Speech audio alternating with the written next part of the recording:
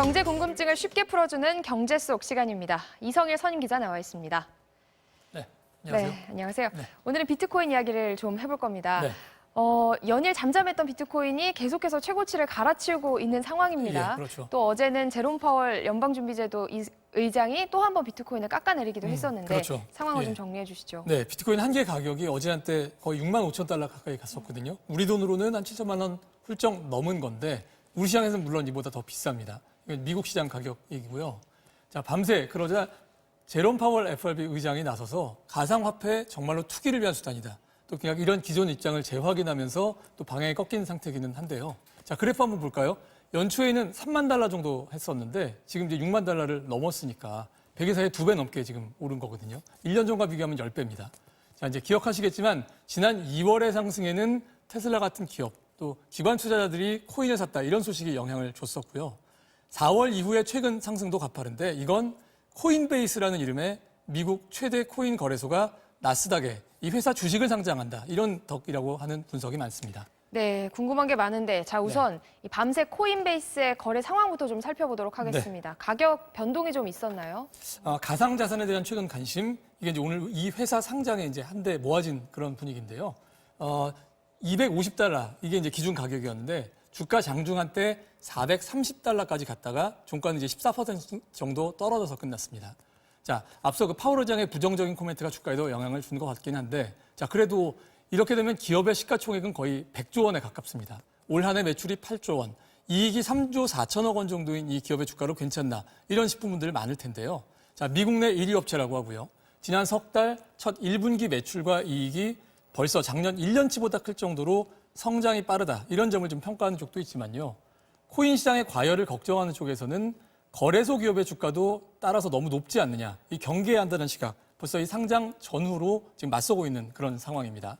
자, 최근 주가나 이 자산 가격이 딱 부러지게 성장할 수 없게 오른 것들이 워낙 많아서 뭐 앞으로 주가는 각자 판단에 맡겨야 할 것 같긴 한데요. 자, 이해를 돕기 위해서 간단히 좀 설명을 드리면 코인베이스라는 회사는 비트코인 같은 가상자산을 거래하는 시장 시스템을 운영하는 그 주식으로 보면 증권 거래소 역할을 하는 회사입니다.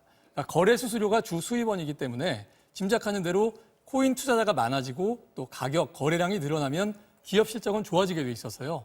지금 최근 같은 가상자산에 대한 광적인 관심, 이것에 큰 수혜를 보는 기업이라고 할 수가 있습니다. 네, 근데 거래량이 늘면 기업 실적이 좋아진다. 여기까지는 이해가 갑니다. 네. 근데 거래소가 상장했다고 비트코인 가격이 오른다.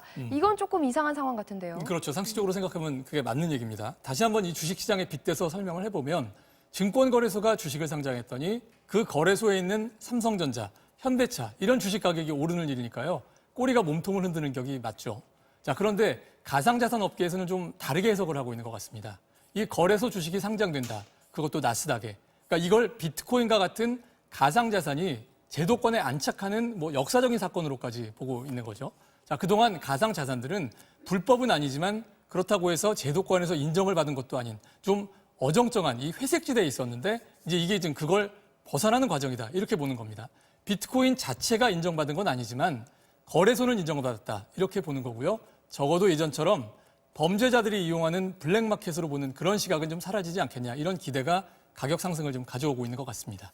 이 비트코인 얘기를 하면 항상 나오는 두 개 상반된 의견들이 네. 있잖아요. 가치를 저장하는 그 자산 중에 하나가 될 것이다. 네. 또 일각에서는 아니다. 이건 가치가 없다. 아직까지도 좀 이건 혼란스러운 상황인가요? 그렇죠. 이제 우리나라에서는 최근에 이제 코스피 시장의 거래 대금보다 코인 거래 대금이 훨씬 더 많아졌다. 이런 얘기도 합니다. 이제 이걸 과열의 신호로 보는 사람들도 있지만요. 자, 비트코인의 시가총액 2조 달러 넘었다. 애플의 시가총액과 비슷해졌다는 얘기가 또 있고요. 또 달러가 풀리는데 전과는 달리 금값이 맥을 못 추는 거는 비트코인이 위험을 해지하는 자산으로의 자리를 대신한 탓이다. 지금 이제 그래프를 보면 최근 추세 정말로 좀 그렇게 보이거든요. 자, 이런 이야기가 잊을만 하면 나오는 거는 그만큼 비트코인의 존재감이 커진 그런 현실을 좀 보여주고 있는 것이라고 할 수 있을 것 같습니다. 네, 그럼 가격에 거품이 좀 꼈다라는 말인가요? 뭐 그런 얘기도 있죠. 이제 이렇게 분명해진 존재감과는 또 달리요. 코인베이스 상장하는 월가에서도 주식과는 달리 코인 가격에는 거품이 껴있다. 이렇게 생각하는 펀드 매니저들이 압도적으로 많다고 합니다.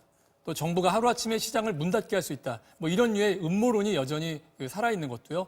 충분한 검증, 인정을 받지 못했다는 방증이기도 하죠.